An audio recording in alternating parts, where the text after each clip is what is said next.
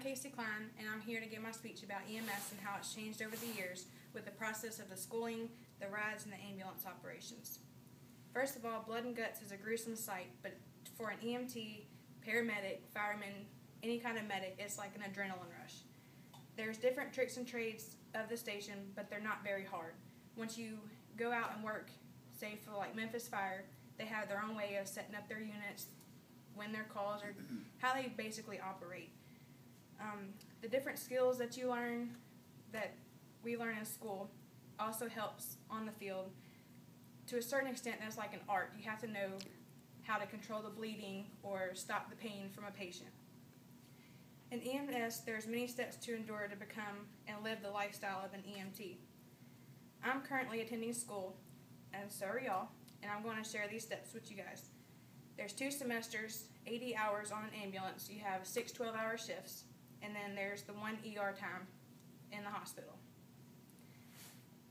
With the 2 semesters of school, they seem like they take forever, but once you get to the last month, like we are, it's flown by, for me at least. But with everything you learn from the very beginning, you have to learn all this stuff and remember it to pass the National Registry. The first semester is 7 hours. During the first semester, you learn the medical aspect of the field. You start learning different skills on how to assess a medical patient and like the clinicals for the National Registry. The second semester is an 8-hour class, and you learn the trauma aspect.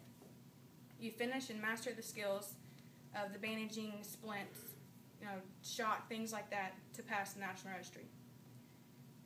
You can learn all these skills your own certain way after you get on the field that's easier and faster for you. You take your clinical rides. The first semester, you have 3 12-hour rides. For the most part, your first 3 rides, you're there to take vitals and observe your proctor and ask questions if you're curious on how to do things. You also start to learn how the ambulance operates, like when to do the lights and sirens, where everything is stored at in each individual bins of the ambulance. The second semester is a 3 12-hour ride, and you have the 1 ER time. During your second semester, you learn to do IVs, and you have to master your 5 IVs with 3 running fluids during your second semester. You get more patient contact and more hands-on experience. The more you take your rides, you talk to the patients, try to get their history and everything like that. You also need to know your ambulance front to back. If you don't know your ambulance front to back, when they say get something, you're like, well, where's that at? But you need to know how to do that. Each company you work for, Rural Metro is one, Medic one, Memphis Fire, they all have their way of doing things. The firehouse has different rules, the emergency room has different rules. But you need to learn all of them to understand what you're doing. Each company sets up a certain way for their access, for the easiest access in case of immediate need right then and there. Basically, in conclusion, my dream is to work for Memphis Fire, but I have to take baby steps. I'm almost finished with my second semester, and not much longer we'll be taking the National Registry, which is very, very difficult. I have done my best on all my clinicals. I have asked questions, and they have all told me if I ever wanted more practice, call the lieutenant, set up some more rides.